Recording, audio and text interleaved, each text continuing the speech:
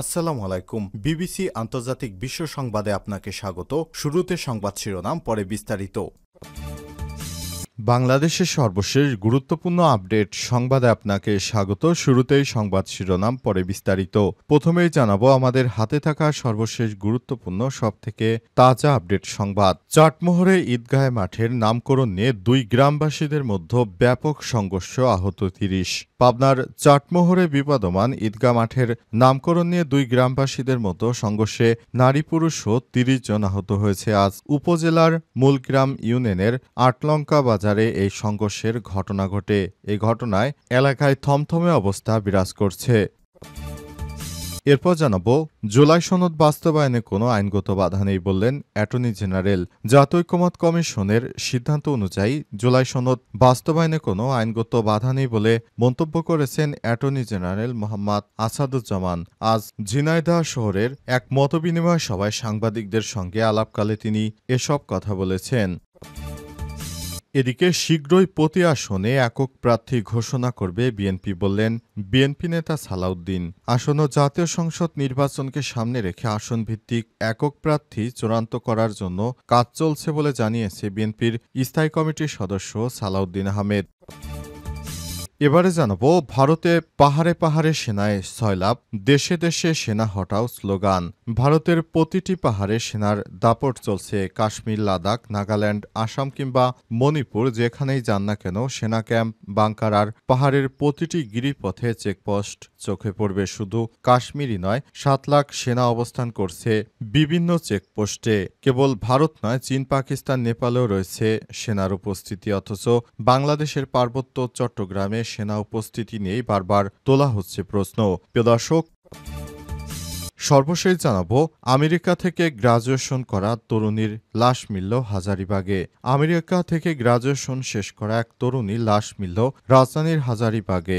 আজ হাজারীবাগ মিতালি রোডের বাসা থেকে ওই তরুণীর ঝুলন্ত লাশ উদ্ধার করা হয়েছে। নিহত তরুণীর নাম বিদ্যাধরী সূর্যপ্রসাদ দাস। তিনি আমেরিকা থেকে ৫ বছরের গ্রাজুয়েশন সম্পন্ন করে দেশে ফিরে এসেছেন। বর্তমানে তিনি তার পরিবারের সঙ্গে বসবাস করছেন। প্রিয় দর্শক, এতক্ষণ শুনছিলেন সংবাদ শিরোনাম, এবারে বিস্তারিত। তবে তার আগে বন্ধুরা, অনুরোধ থাকবে এই সংবাদটিতে একটি লাইক দিন। এই চ্যানেলে আপনি নতুন হয়ে থাকলে আমাদের সংবাদটি দেখতে দেখতে চ্যানেলটি সাবস্ক্রাইব করে রাখুন। কমেন্ট করে বন্ধুরা আপনার মূল্যবান মতামত জানিয়ে দিন আপনি বিশ্বের কোন দেশ থেকে বা বাংলাদেশের কোন স্থান থেকে আমাদের সংবাদটি দেখছেন এবং শুনছেন। আর বন্ধুরা, এই সংবাদটি আপনার সোশ্যাল মিডিয়া ফেসবুকে শেয়ার করে বন্ধুদেরও দেখার সুযোগ করে দিন। এবারে বিস্তারিত। চাটমোহরে ঈদগাহ মাঠের নামকরণ নিয়ে দুই গ্রুপের সংঘর্ষ, আহত ৩০।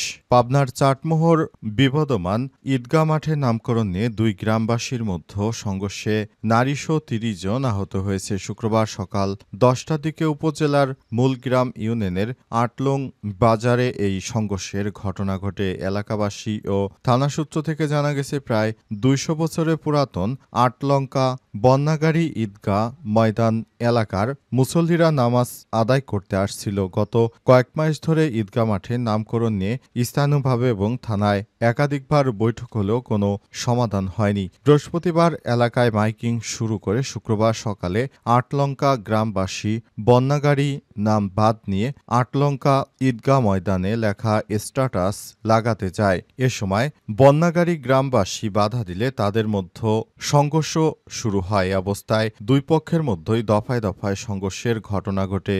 এই সংঘর্ষ ঘটনা চলাকালে পুরো এলাকায় থমথমে অবস্থা বিরাজ করে। তখন শেষ পর্যন্ত তাদের সংঘর্ষ থামানো গেছে। তবে সংঘর্ষ থামানো গেলে হবে কি, এখনো এলাকায় থমথমে অবস্থা বিরাজ করছে। আবার যে কোনো সময় নতুন করে সেখানে সংঘর্ষ শুরু হতে পারে বলে এমনটাই জানা গেছে। জুলাই সনদ বাস্তবায়নে কোনো আইনগত বাধা নেই বললেন অ্যাটর্নি জেনারেল।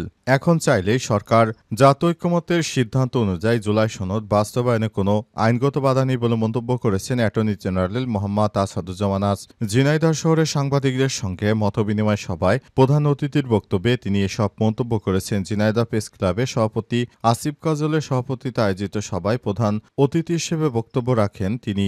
এ সময় তিনি বলেছেন, শিক্ষার্থীরা এতদিন ধরে আন্দোলন সংগ্রাম করে করে ফ্যাসিবাদ সরকারকে পতন করেছে। সুতরাং এখন তাদের যে দাবি দেওয়া সেটি সরকারের পূরণ করে নেওয়া উচিত এবং সে অনুযায়ী সরকারের কাজ করা উচিত। অন্তর্বর্তীকালীন সরকার যেহেতু তাদের আন্দোলনের ফসল, সুতরাং এই বিষয়গুলো সরকারকে অবশ্যই মাথায় রাখতে হবে যাতে করে সেসব জায়গাগুলো কোনো সমস্যা তৈরি হতে না পারে এবং অন্তর্বর্তীকালীন সরকারের প্রধান উপদেষ্টা প্রফেসর ডক্টর মোহাম্মদ ইউনূসের সরকার এই বিষয়গুলো যেন খুব গুরুত্ব সহকারে দেখে সে বিষয়গুলো আমাদেরকে নজর রাখতে হবে বলে মন্তব্য করেছেন তিনি। তাই নতুন বাংলাদেশ গড়া যেন শিক্ষার্থীদের এই দাবি দেওয়াকে আইনগত ভিত্তি দিতে সবথেকে ভালো হবে বলে মনে করেন অ্যাটর্নি জেনারেল। তাই তিনি তার বিষয়গুলো সবার সামনে উপস্থাপন করেছেন। সাংবাদিকদের সালাউদ্দিন বললেন, শীঘ্রই প্রতি আসনে একক প্রার্থী ঘোষণা করবে বিএনপি।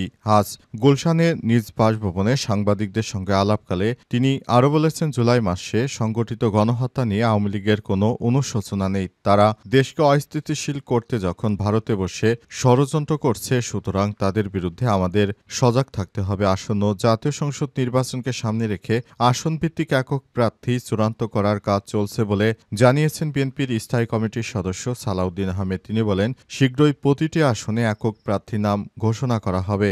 সরকারের প্রতি অভিযোগ তুলে সালাউদ্দিন বলেছেন, যথেষ্ট সাক্ষ্য প্রমাণ থাকা সত্ত্বেও আওয়ামী লীগের বিরুদ্ধে কোনো মামলা করেনি সরকার। রহস্যজনক কারণে মামলাগুলো এড়িয়ে যাওয়া হয়েছে। তিনি আরও বলেন, বিএনপির নির্বাহী আদেশে কোনো রাজনৈতিক দলকে নিষিদ্ধ করার পক্ষে নয়। আমরা চাই বিচারিক প্রক্রিয়ার মধ্য দিয়ে আওয়ামী লীগের ভাগ্য নির্ধারণ করা হোক। নির্বাচন ঘিরে শরিক দলের সঙ্গে আলোচনা অব্যাহত রয়েছে জানিয়ে বিএনপির এই নেতা বলেছেন, আমরা আমাদের শরিক দলের সঙ্গে সবসময় আলাপ আলোচনা করছি কিভাবে বিএনপির ভালো অবস্থান সম্পর্কে আমরা আলাপ আলোচনা করেছি। আমরা চাই বিএনপিকে একটি ভালো অবস্থানে নিয়ে যাওয়ার জন্য, সেজন্য আমরা সবসময় একসাথে কাজ করছি। অন্তর্বর্তীকালীন সরকারের প্রধান উপদেষ্টা প্রফেসর ডক্টর মোহাম্মদ ইউনূসের সরকার এই বিষয়গুলো নিয়ে সবার মতামত নিয়েছেন। ভারতের পাহাড় সেনায় সয়লাব, দেশে সেনা হটাও স্লোগান। ভারতের প্রতিটি পাহাড়ে সেনাদের দাপট চলছে। কাশ্মীর, লাদাখ, নাগাল্যান্ড, আসাম কিংবা মণিপুর যেখানেই যান সেনা ক্যাম্প, বাংকার, পাহাড়ের প্রতিটি গিরিপথে চেকপোস্ট চোখে পড়বে। শুধু কাশ্মীরেই 7 লাখ সেনা অবস্থান করছে। কেবল ভারত নয়, চীন, পাকিস্তান, নেপালেও রয়েছে সেনাদের উপস্থিতি। অথচ বাংলাদেশের পার্বত্য চট্টগ্রামে সেনা উপস্থিতি নিয়েই বারবার তোলা হচ্ছে প্রশ্ন। সেখানে কয়েকটি সন্ত্রাসী গোষ্ঠী, তাদের ছত্রছায়ায় কিছু পাহাড়ি নেতারা সবসময় পাহাড়কে অস্থিতিশীল করে বাংলাদেশের পার্বত্য চট্টগ্রাম এলাকাকে তারা ঝুঁকির মধ্যে ফেলাতে সব রকমের প্রচেষ্টা চালিয়ে যাচ্ছে। তাদের বিরুদ্ধে সরকারের যথাযথ আইনি প্রক্রিয়ায় ব্যবস্থা নিতে হবে। তাদেরকে আইনের আওতায় নিয়ে আসতে হবে যাতে করে কেউ সন্ত্রাসী কর্মকাণ্ড আর পরিচালনা করতে না পারে। পাহাড়ে প্রতিনিয়ত দেখা যাচ্ছে বিভিন্ন গ্রুপ, তারা চাঁদা তুলে তারপর সেসব চাঁদা দিয়ে তারা ভারত থেকে অস্ত্র কিনে বাংলাদেশকে অস্থিতিশীল করতে চায়। বেশ কয়েকদিন আগে কথিত ধর্ষণের ঘটনা সাজিয়ে তারা পাহাড় থেকে সেনা শাসন তুলে নাও ইত্যাদি নানা রকম স্লোগান দিতে থাকে। শেষ পর্যন্ত তারা তাদের এই প্ল্যানকে সাকসেস করতে পারেনি। তারা মিথ্যা এবং ভুয়া ধর্ষণের নাটক সাজিয়ে যে ধরনের কর্মকাণ্ড পরিচালিত করেছে সেটা কোনোভাবেই গ্রহণযোগ্য হতে পারে না। অন্তর্বর্তীকালীন সরকারের প্রধান উপদেষ্টা প্রফেসর ডক্টর মোহাম্মদ ইউনূসের সরকারের এ বিষয়ে হস্তক্ষেপ করা উচিত।